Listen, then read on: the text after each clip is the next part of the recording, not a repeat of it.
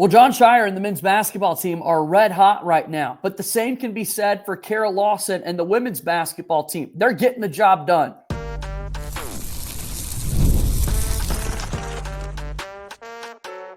You are Locked On Blue Devils, your daily podcast on the Duke Blue Devils.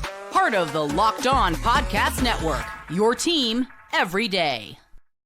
Hello, everybody, and welcome on into another episode of the Locked On Blue Devils podcast. My name is JJ Jackson. Thanks for being here with us today on Thursday, January 16th, 2025. Locked On Blue Devils is your one-stop shop where we discuss everything going on in the life of Duke athletics. And here today, we're going to be chatting with our good friend Chris Edwards, a play-by-play voice for Duke women's basketball. We got to check in on the women's basketball team to see how they've been doing so far this season. Going to have more frequent conversations with Chris in the weeks to come to follow along Kara Lawson and the squad as they go through a competitive ACC slate throughout the course of the season. If you haven't done so already, make sure you subscribe wherever it is that you get your podcasts. Also, watch our show each and every day on YouTube. Subscribe to our YouTube channel as well. Really do appreciate all of your support. So, the aforementioned Chris Edwards back with us once again. Long overdue. So good to see you again, Chris. I hope you're doing well. Doing great, JJ. Happy New Year. Great to be with you as always. Thanks for reaching out and excited to talk a little Duke women's basketball. No doubt. I mean, this is a team that's been so fun to watch over the last few years, a team that makes it all the way to the Sweet 16 of the NCAA tournament a year ago. And you look at the expectations of this program going in, getting ready to start the fifth year of Kara Lawson as head coach. Although, Chris, I don't know how we count years when one of them at the start is just 4 games before COVID opt-outs take place and that sort of thing. But what would you say were those expectations for this Duke squad going into the season? Yeah, I don't know what they were internally, but they were high for me after last year, right? And I think if any casual observer would probably think the same thing. You think about this Duke team and all that they returned from last year. Sure, they lost some big pieces in the post, and I think that was kind of an underrated part of what they lost last year, especially when you think of Kennedy Brown.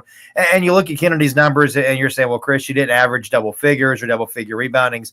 Yes, that's true, but she did the intangible things, right? She was so instrumental in that Duke defense, which has become a hallmark and a calling card of Kara Lawson's program the last couple of years, the number one defense nationally each of the last couple of years. And Duke was lacking that in the post. And I don't think people really appreciated how much Kennedy or Camilla Emsbo did for the Blue Devils defensively, but the expectation's still high. You think about all that you brought back last year, brought in one of the best freshman classes in the country, according to ESPN, I think a top 4, top 5 recruiting class. For those people who measure those sorts of things, I don't particularly subscribe to the rankings of a recruiting class, right? But a very talented class nonetheless, and they've certainly made their impact already here in Durham. Think about Toby Fournier and what she has done, averaging over 11 points per game. Highlight reel. We haven't seen her dunk yet, but I think that's coming. And then you look at some of the returners, that sophomore class that was so instrumental for Duke last year. You think about Akanawa and what Alucci has done, particularly the last couple of games, career-high steals against North Carolina, had 17 points in that comeback win over Virginia last week. You think about Delaney Thomas, who's taken a big step in the post. Jaden Donovan, who can play all over the floor. I mean, the list goes on and on and on. Not a sophomore, but Tyna Mayer leading this team from a point guard position. Had a couple dagger threes in that win over Virginia. Vanessa DeJesus back in the fold. So a long-winded answer to say Duke had a lot of pieces, and we haven't even talked about Ashlyn Jackson or Reagan Richardson. Both are playing like all ACC players again this year. Reagan was an all-ACC pick last year, one of the best scorers on this team. So I think when you look at this team, you're seeing exactly what Duke thought it was going to be. A very experienced team, maybe not as experienced as some of the teams that Duke has seen or will see in the ACC, including this Cal team tonight.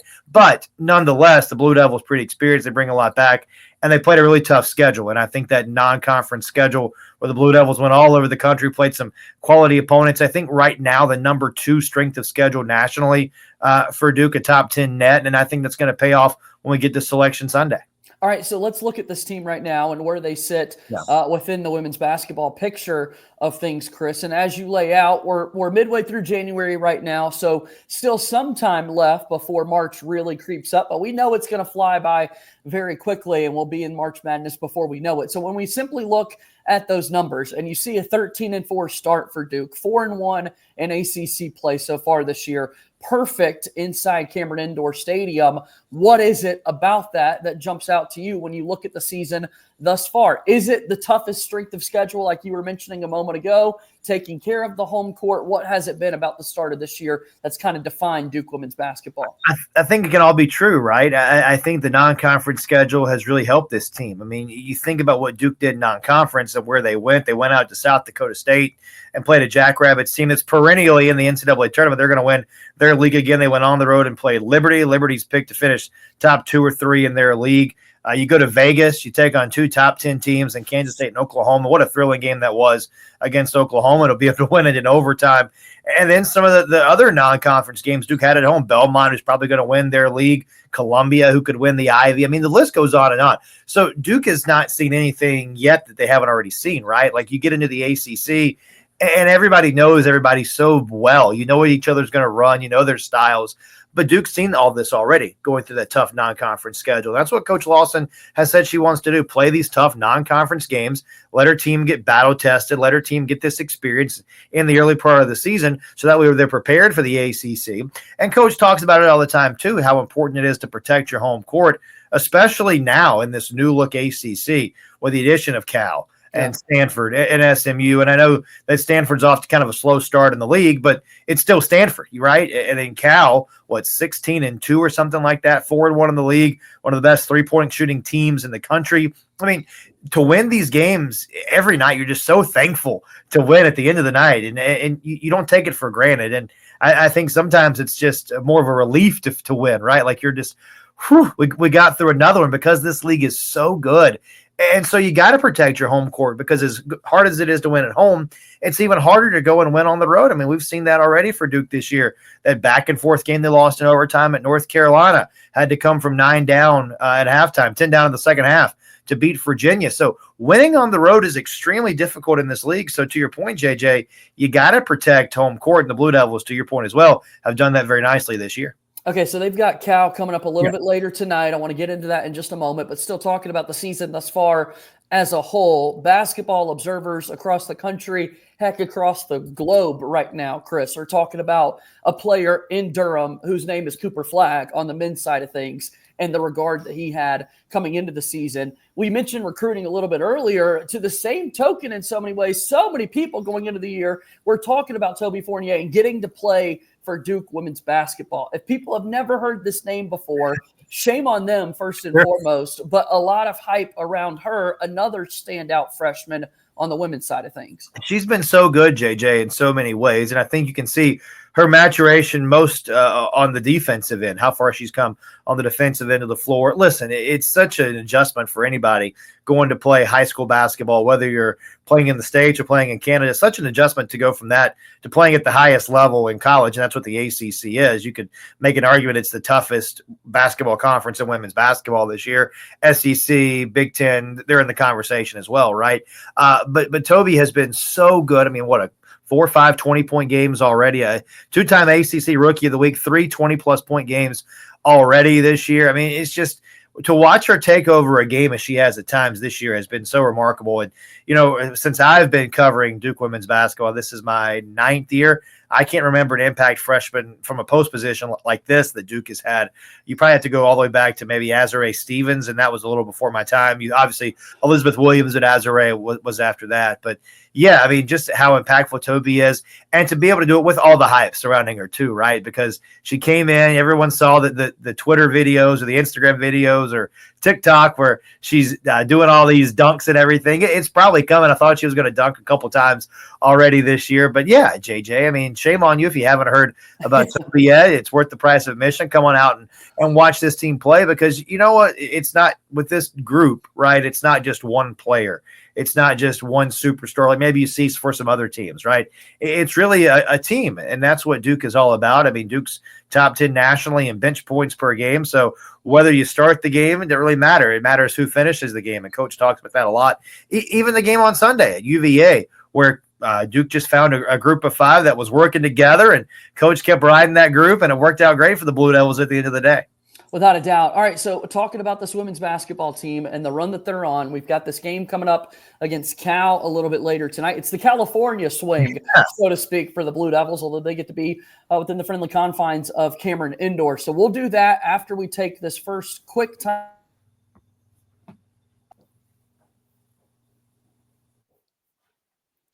Locked On Blue Devils here today is brought to you by our friends over at FanDuel. FanDuel is the absolute best place to get in on all of the exciting NFL action. From the final whistle, or first whistle, to the final drive, FanDuel makes the NFL playoffs even more exciting.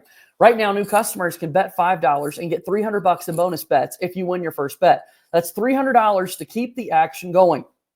The FanDuel app is easy to navigate, and the variety of bets keeps every game exciting. Plus, when you win, you get paid instantly. No waiting around for your winnings. Whether you're betting on your favorite team or just looking to add some extra excitement to the playoffs, FanDuel has you covered. Look at the NFL action this weekend. The Detroit Lions, the Kansas City Chiefs, 1 seeds in their respective conferences, got a chance to breathe over Wild Card weekend. They're back in action coming up this weekend. We'll see if they can put together a win. Just visit FanDuel.com to join today and get started with $300 in bonus bets. That's FanDuel.com. Make this playoff season unforgettable with FanDuel, an official sportsbook partner of the NFL and a proud sponsor of Locked On Blue Devils. Okay, let's talk Duke Hoops still, talking about the women's team. And they've got this game coming up a little bit later tonight against Cal. Top 20 matchup. Unique, however, though, that this is an ACC game, Chris, having to get used to all the travel that goes into play for all the sports across the Atlantic Coast Conference. But the first time we're seeing this matchup in the women's basketball ACC side of things. And a top 20 matchup, you mentioned Cal and their three-point shooting prowess. What else is it about this team that jumps out to you? When I look at them, JJ, it's a lot of similarities to this Duke team, not in the style that they play necessarily, but the fact that it's a team-oriented approach. 5 players that average in double figures. That's kind of the way Duke has been doing it, right? It's been a bunch of different, really good scorers that any of them could go off and have a big night. And I think that's very similar with the Bears. They're a solid defensive team. I think they held the first 3 or 4 opponents of the year to under 70 points. Anytime you can do that is impressive. But kind of burying the lead a little bit is that three-point shooting that you mentioned. They averaged 10 made three-pointers a game, over 40% of their field goal attempts. Remember, their attempts, of all their attempts, are from the three-point line. It kind of reminds me a little bit of Florida Gulf Coast, maybe a team that Duke saw last year that loves to shoot a lot of threes, and they make them with regularity, right? I mean, you go back and look at the last game. I think they had 4 players in double figures, 19 points from Lulu Twindale, 18 points from Ionor Camilli. They shot 48% from the field, made 8 threes in that game. But it's a little different than the Blue Devils, right? We talked in our last segment about how Duke's been so good on the bench point side of things. That's not really the case for Cal. 89% of their offense comes from their starters. So they're going to ride their starters. They've got the 5 that they like. Not to say they're not going to play people. They played, I think, 11 players in their last game. But the lion's share of the points come from their starters. So I think the Blue Devils, big key tonight, close out on those shooters. Don't let them get the three-point looks. You know they're going to make some, right? The law of averages, they're going to make some. But you just got to be there on the catch, contest the catch, and hopefully they've got a little jet lag coming in from the West Coast. I was reading in their game notes before the game tonight. They're going to travel over 18,000 miles on flights just at ACC play alone, the Bears are.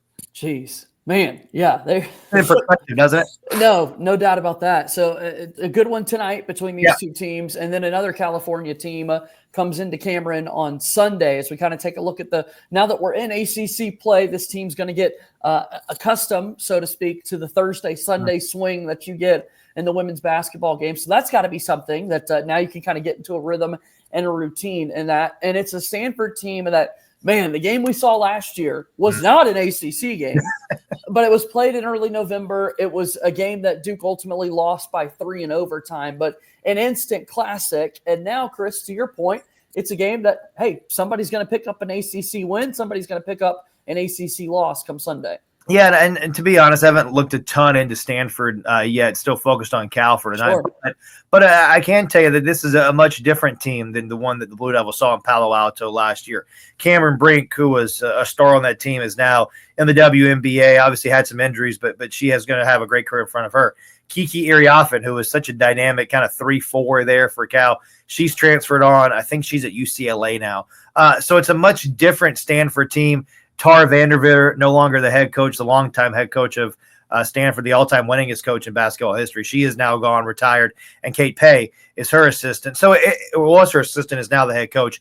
Much different looking Stanford team. We'll see. I mean, listen, they were right in the game on Sunday with NC State, had a chance to win last week. They've been in a lot of their ACC games. They've got Wake Forest tonight in Winston-Salem.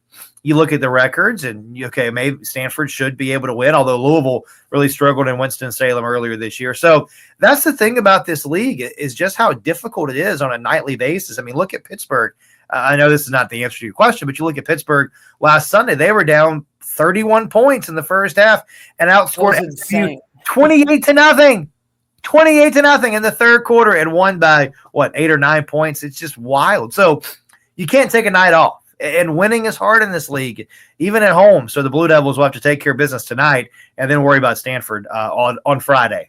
Certainly going to be a fun one to watch. A lot of eyeballs on this game with it being a top 20 matchup against Cal, and then Stanford, to your point, the pedigree that their women's basketball program has brings attention, brings eyeballs. So a big stage for this Duke women's basketball team to sort of take advantage of. And speaking of stages, this is our first season, Chris, where the sport as a whole is back without the likes of Caitlin Clark and Angel Reese and all the exposure that was brought to the women's game. We're so focused each and every day on what's going on with this men's basketball team for Duke, and rightfully so, but the women's game continues to grow year after year. Has that continued with the lack of star power that some from the outside might perceive? What have you noticed about the women's game itself and the hype around it? Yeah, JJ, I think so. And I think that, last year was just kind of the beginning, right? It's been on this steady rise for a while, and I think that's going to continue. I mean, yeah, okay. So there's no Caitlin Clark. There's no Angel Reese. There's no Cameron Brink. But there are plenty other talented players that are making headlines.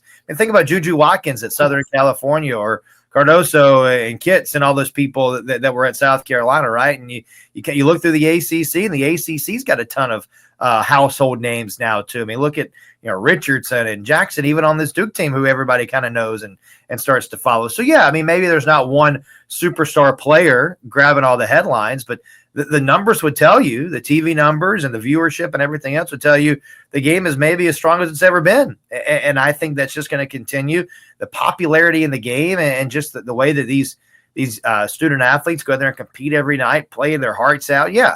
So I am really encouraged as someone who follows the sport, obviously follows Duke more closely in the league and then the game is abroad, but I'm really encouraged by the crowds that we're seeing. I mean, anytime we go on the road, a lot of times, especially in the non-conference, it's the biggest crowd they have all year long. Some of that's the Duke brand, obviously, but it's just the way that we're trying to grow the game. And I think the game continues to grow. And look at the role models that these young girls have coming up. I mean, I think about my little one here at home and just, the role models that she's going to be able to have to look up to that maybe other young girls 5-6 years ago didn't have. So how lucky are we to be living in this time of women's basketball where it's exploding exponentially? No doubt about that. We're going to continue to follow along. We'll have more of these conversations to come.